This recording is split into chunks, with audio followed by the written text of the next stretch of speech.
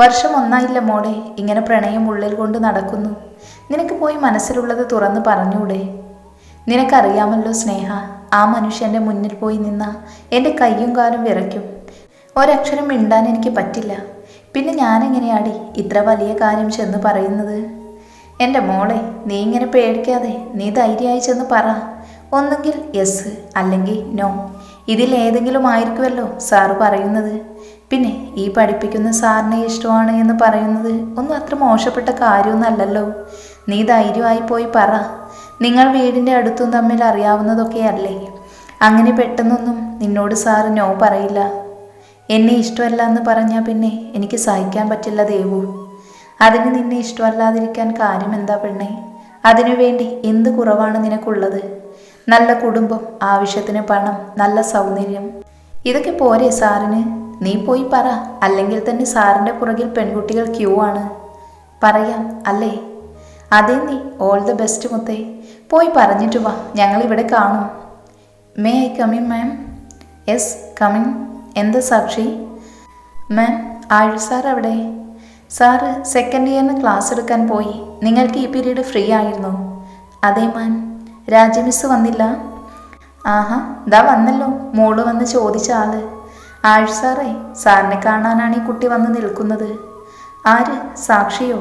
എന്താ സാക്ഷി പ്രത്യേകിച്ച്? അത് സർ, എനിക്ക് സാറിനോടൊരു കാര്യം പറയാൻ. വാ, പുറത്തുനിന്ന് സംസാരിക്കാം.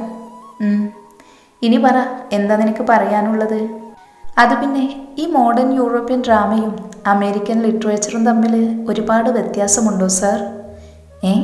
ഇത് തന്നെയാണോ നീ എന്നോട് ചോദിക്കാൻ വന്നത്? അതെ സർ, ഇന്നലെ രാത്രി പഠിച്ചുകൊണ്ടിരുന്നപ്പോൾ മുതൽ ഉള്ളൊരു സംശയമായിരുന്നു. ഓ, അത് പ്രത്യേകിച്ചൊന്നുമില്ല, ദാ ഇത്രേ ഉള്ളൂ എന്ന് പറഞ്ഞ ആയുഷ് സംശയം പറഞ്ഞു കൊടുക്കാൻ തുടങ്ങിയപ്പോൾ സാക്ഷിയുടെ ശ്രദ്ധ അവൻ്റെ മുഖത്തേക്ക് മാത്രമായിരുന്നു. ഇപ്പം നിന്റെ സംശയമൊക്കെ സോൾവ് ആയോ? ആയി സർ, താങ്ക് യു. സച്ചി, നീ അവിടെ ഒന്ന് നിന്നേ. എന്ത് സർ?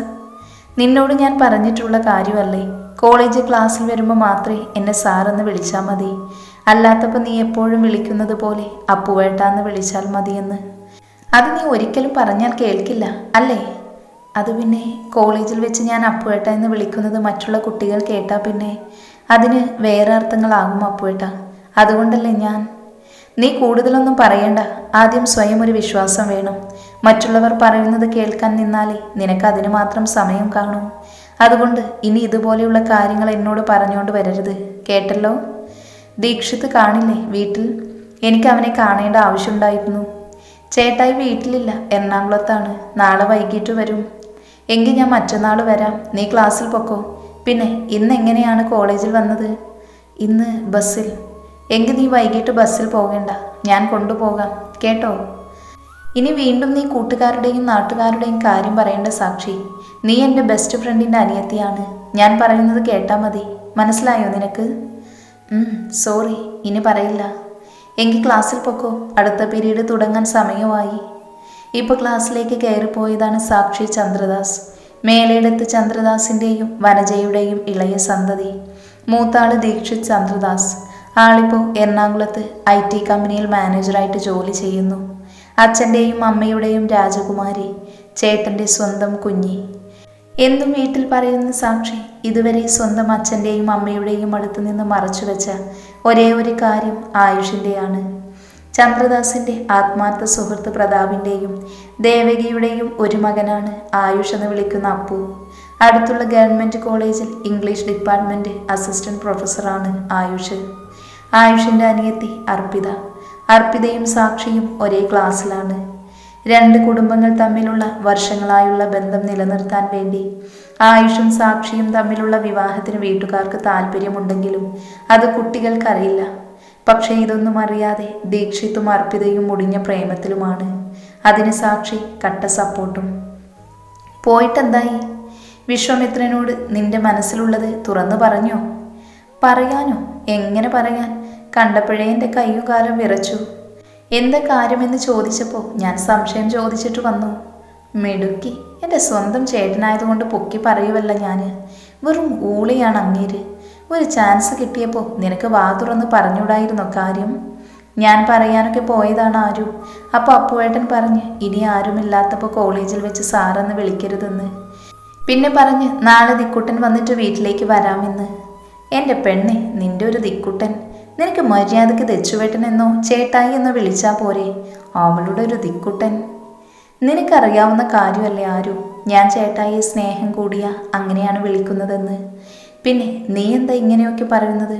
ഇനി എല്ലാവരും പറയുന്നത് പോലെ ഇനി എൻ്റെ ദിക്കുട്ടനെ നീ. ബാക്കി പറയാതെ കണ്ണു നിറച്ച് തന്നെ നോക്കുന്ന സച്ചിയെ കണ്ടപ്പോൾ ആരുവിന് ചിരി വന്നു. എൻ്റെ പൊന്നു മോളെ, നീ ഇങ്ങനെ സെൻഡിയാക്കല്ലേ. നീ ദിക്കുട്ടൻ എന്നൊക്കെ പറയുമ്പോൾ ഞാൻ നിന്റെ ചേട്ടൻ അറിയാതെ ഓർത്തുപോകും. ആ മുഖം ആലോചിക്കുമ്പോൾ എനിക്ക് ചിരി വരും. അതിനാണോ നീ ഇങ്ങനെയൊക്കെ പറഞ്ഞ് സെൻഡിയാക്കുന്നത്? ഒന്നും അല്ലെങ്കിലും ദിവസങ്ങളുടെ വ്യത്യാസത്തിൽ ഭൂമിയിലേക്ക് വന്നതല്ലേ മോളൂസെ നമ്മൾ. പിന്നെ നിന്റെ ദിക്കുട്ടൻ അങ്ങേര് നീ എന്ന് പറഞ്ഞ ചാകാൻ നടക്കുവല്ലേ. ദിക്കുട്ടനും ദിക്കുട്ടൻ്റെ കുഞ്ഞിയും. തിരിച്ചുള്ള യാത്രയിൽ ആയുഷിനോടൊപ്പം സാക്ഷിയായിരുന്നു മുന്നിലിരുന്നത്. അർപ്പിതയോട് ഓരോന്ന് പറഞ്ഞ് ചിരിക്കുന്ന ആയുഷിനെ അവൾ കൗതുകപൂർവ്വം നോക്കി നിന്നു. എന്താ സാക്ഷി നീ ഒന്നും മിണ്ടാതിരിക്കുന്നത്? പെട്ടെന്നുള്ള അവൻ്റെ ചോദ്യത്തിലാണ് അവൾക്ക് ബോധം വീണത്. ഒന്നുമില്ല അപ്പുവേട്ടാ, ഞാൻ വെറുതെ ഓരോന്ന് ആലോചിച്ചു. ഇപ്പം നിനക്ക് ആലോചന ലേശം കൂടുതലാണ്. ക്ലാസ് എടുക്കുമ്പോൾ ഒന്നും ഇവിടെയല്ല ശ്രദ്ധ. ഒരു കാര്യം ഞാൻ തുറന്നു പറയാം സാക്ഷി, ഇതൊന്നും അത്രയ്ക്ക് നല്ലതല്ല. കോളേജിൽ വന്നാൽ പഠിച്ചിട്ട് പോകണം, അല്ലാതെ പഠിപ്പിക്കുന്ന സാറിനെയല്ല. ബാക്കി പറയാതെ അവളുടെ മുഖത്തേക്ക് നോക്കിയതും അവളുടെ കണ്ണ് രണ്ടും നിറഞ്ഞിട്ടുണ്ടായിരുന്നു. അപ്പോൾ എല്ലാം അറിയാമല്ലേ. BBAക്ക് പോകാനിരുന്ന ഞാൻ ഇംഗ്ലീഷ് എടുത്തത് അപ്പുവേട്ടനെ കാണാൻ വേണ്ടിയാണ്. നിങ്ങൾക്ക് എന്നെ പ്രണയിക്കാൻ പറ്റില്ല, പക്ഷേ എനിക്ക് പ്രണയിക്കാൻ ആരുടെയും അനുവാദം വേണ്ട. കിട്ടുമെന്ന് യാതൊരു ഉറപ്പുമില്ലാത്തതാണ് എൻ്റെ സ്നേഹം. പിന്നെ ഇതുവരെ ഒരു വിശ്വാസമുണ്ടായിരുന്നു അപ്പുവേട്ടനൊന്നും അറിയില്ല എന്ന്. പക്ഷേ ഇപ്പോൾ അത് മാറിക്കിട്ടി. എല്ലാം അറിഞ്ഞു വെച്ചിട്ടും ഒന്നും അറിയാത്തവനെ പോലെ പ്രവർത്തിക്കുമെന്ന് ഞാൻ വിചാരിച്ചില്ല. പിന്നെ ഞാനെന്താ വേണ്ടത്? ഇഷ്ടമല്ലാത്തൊരു പെണ്ണിനെ കഷ്ടപ്പെട്ട് ഇഷ്ടപ്പെടാനോ? ഒരു കാര്യം ഓപ്പണായി പറയുന്നത് കൊണ്ട് ഒന്നും തോന്നരുത്. എൻ്റെ സ്വപ്നത്തിലെ പെണ്ണിൻ്റെ ഒരു ഗുണവും നിനക്കില്ല. എണ്ണ തേച്ച കുറേ മുടിയും ഏതു നേരവും പാവാടയും ലെഗിൻസും ടോപ്പും. ഞാൻ കല്യാണം കഴിക്കാൻ ആഗ്രഹിക്കുന്ന പെണ്ണ് കുറച്ചെങ്കിലും മോഡേൺ ആയിരിക്കണം. പിന്നെ നീ ഏതൊരു കാര്യം തീരുമാനിക്കാനും ഉടനെ അച്ഛൻ്റെയും അമ്മയുടെയും ചേട്ടൻ്റെയും അഭിപ്രായം. അതെന്താ, നിനക്ക് സ്വന്തമായ ഒരു നിലപാടില്ലേ? അതുകൊണ്ട് ഞാൻ അവസാനമായി പറയുവാണ്, ഇനി എൻ്റെ പുറകിൽ നീ ഇങ്ങനെ ഒരു നാണമില്ലാതെ നടക്കരുത്. പിന്നെ ആരു, നിന്നോട് 1000 പ്രാവശ്യം ഞാൻ പറഞ്ഞിട്ടുണ്ട് ഇവളുടെ കൂടെ നടക്കരുതെന്ന്.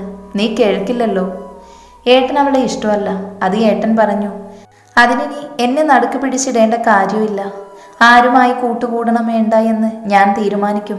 ഏട്ടൻ്റെ അഭിപ്രായം വേണ്ട. എനിക്ക് വേണ്ടി നീയൊന്നും പറയേണ്ട ആരു. നിന്റെ ചേട്ടനല്ലേ, അപ്പോൾ നിന്റെ കാര്യത്തിൽ ശ്രദ്ധ കൂടുതലായിരിക്കും. ഞാനായി ഇനി ഒന്നിനും വരില്ല. അപ്പോഴേക്കും വീടെത്തി. അവരോടൊന്നും പറയാതെ അകത്തേക്ക് പോകുന്ന സാക്ഷിയെ കണ്ട് ആരുവിന് ഒരുപാട് സങ്കടമായി. അകത്തേക്ക് കയറി വന്ന സാക്ഷി കാണുന്നത് തന്നെ നോക്കിയിരിക്കുന്ന ദീക്ഷിതിനെയാണ്. ആ നിമിഷം അവൾ ആയുഷ് പറഞ്ഞ വാക്കുകൾ കൊണ്ട് മുറിഞ്ഞ വേദന പാടെ മറന്നു എന്ന് വേണം പറയാൻ. എന്താ കുഞ്ഞി, നീ അവിടെ തന്നെ നിന്നത്? വായോ. ഏട്ടൻ കൈവിടർത്തി അവളെ ക്ഷണിച്ചതും മറ്റൊന്നും ആലോചിക്കാതെ അവൻ്റെ കരവലയത്തിൽ ഒതുങ്ങിയിരുന്നു അവൾ. നാളെ വരുമെന്നല്ലേ പറഞ്ഞത്? പിന്നെന്താ എന്നോട് പറയാതെ ഇപ്പോഴേ വന്നത്? അത് ഞാൻ നിനക്കൊരു സർപ്രൈസ് തന്നതല്ലേ. പറഞ്ഞിട്ട് വന്നാ നിന്റെ മുഖത്തെ ഈ സന്തോഷം കാണാൻ പറ്റില്ലല്ലോ. പിന്നെ എന്താ നിന്റെ മുഖം വല്ലാതിരിക്കുന്നത്? എന്തെങ്കിലും പ്രശ്നമുണ്ടോ? ഒന്നുമില്ല ദിക്കുട്ട, ഇന്ന് മുഴുവൻ ക്ലാസ് ആയിരുന്നു, കുഴഞ്ഞുപോയി. അതാണോ? എങ്കിൽ നീ പോയി ഒന്ന് ഫ്രഷായിട്ട് വാ. നമുക്ക് ചെറിയൊരു ഔട്ടിങ് പോകാം. എവിടെ പോകാൻ? ബീച്ചിൽ പോകാം. ഞാനിപ്പോൾ വരാം. ബീച്ചിൽ ചേട്ടൻ്റെ കൂടെ കളിക്കുമ്പോഴും സാക്ഷിയുടെ ചിന്തകൾ മറ്റു പലതുമായിരുന്നു. എന്തിനാ അപ്പുവേട്ടന് തന്നോട് ഇത്ര ദേഷ്യം? ഒരിക്കലും ഒന്നിനും ശല്യം ചെയ്യാൻ ചെന്നിട്ടില്ല. ആരും ഏതു നേരവും തൻ്റെ കൂടെ കാണും. അവൾ ഒരുപാട് സംസാരിക്കുന്ന കൂട്ടത്തിലാണ്. എന്ന താനും എപ്പോഴും സൈലൻ്റ്. ഒരുപാട് അടുപ്പമുള്ളവരോട് മാത്രമാണ് അങ്ങനെ സംസാരിക്കുന്നത്. പിന്നെ അപ്പുവേട്ടൻ പറഞ്ഞതുപോലെ ഒരു മുട്ടായി വാങ്ങാൻ പോലും അച്ഛൻ്റെയും അമ്മയുടെയും ചേട്ടൻ്റെയും അഭിപ്രായം ചോദിക്കുന്ന പെണ്ണ്. അത് പക്ഷേ ഒരിക്കലും സ്വന്തമായി തീരുമാനമില്ലാഞ്ഞിട്ടല്ല, അങ്ങനെ ചെയ്യുമ്പോൾ ഉള്ള അവരുടെ മുഖത്തെ സന്തോഷം കാണാൻ വേണ്ടി. അപ്പുവേട്ടന് വേണ്ടി ഇനി താൻ മോഡേൺ ആകാനും മുടി ഷാമ്പു ചെയ്തൊക്കെ ഇട്ടാ പിന്നെ സാക്ഷിയല്ലാതാകും. എന്നെ ഇങ്ങനെ തന്നെ അംഗീകരിക്കുന്നത് ഒരാൾ മതി എനിക്ക്. പിടിച്ചു വാങ്ങുന്ന സ്നേഹം ഒരിക്കലും നിലനിൽക്കില്ല. വിധിച്ചിട്ടുണ്ടെങ്കിൽ എന്നായാലും അത് തന്നെ തേടി വരും. അപ്പുവേട്ടൻ എന്തൊക്കെയോ തന്നിൽ നിന്നും മറക്കുന്നത് പോലെ. എന്തിനാ ഇത്ര ദേഷ്യം? ഇഷ്ടമാണെന്ന് പറഞ്ഞതിനോ? എന്തിനാ അരുവിനെ തന്നിൽ നിന്നും അകറ്റാൻ നോക്കുന്നത്? ഇതൊന്നും ആരോടൊന്നും പറയാൻ പോലും പറ്റുന്നില്ലല്ലോ ദൈവമേ. എന്തായാലും എന്നെ വേണ്ടാത്തവരെ എനിക്കും വേണ്ട. പക്ഷേ മനസ്സിൽ നിന്നും അപ്പുവേട്ടനെ അങ്ങനെ പെട്ടെന്ന് പറിച്ചു കളയാൻ പറ്റുമോ? അവളുടെ മനസ്സ് അവളോട് തന്നെ പല ചോദ്യങ്ങൾ ചോദിച്ചു കൊണ്ടേയിരുന്നു. ദീക്ഷിത്ത് ഇതെല്ലാം ശ്രദ്ധിച്ചുവെങ്കിലും ഒന്നും ചോദിക്കാൻ പോയില്ല. ഒരുപാട് ദിവസമൊന്നും തൻ്റെ കുഞ്ഞു പെങ്ങൾക്ക് അത് തന്നിൽ നിന്നും ഒരുപാട് ദിവസം മറയ്ക്കാൻ പറ്റില്ല എന്ന് അവനറിയാം.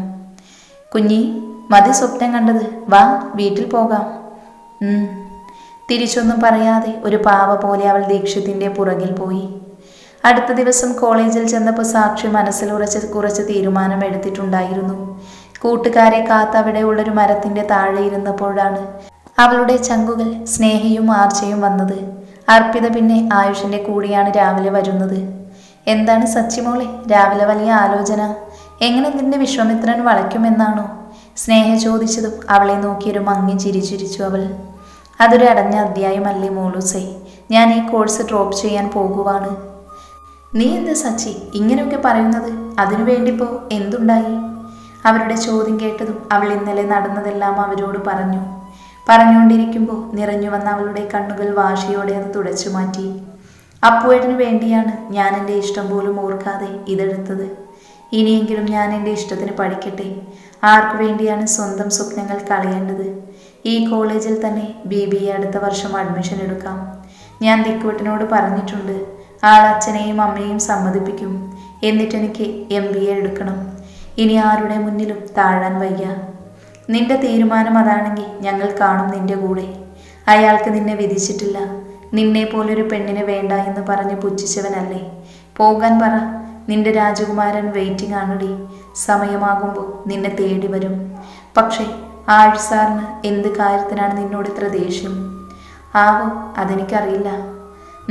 എന്തായാലും നീ വാ, നമുക്ക് ക്ലാസ്സിൽ പോവാം. ക്ലാസ് തുടങ്ങാൻ സമയമായി. ഇത് പറഞ്ഞവർ ക്ലാസ്സിൽ പോയപ്പോഴും അവളെ നോക്കി നിന്ന ആ കണ്ണുകളെ അവൾ കണ്ടില്ല.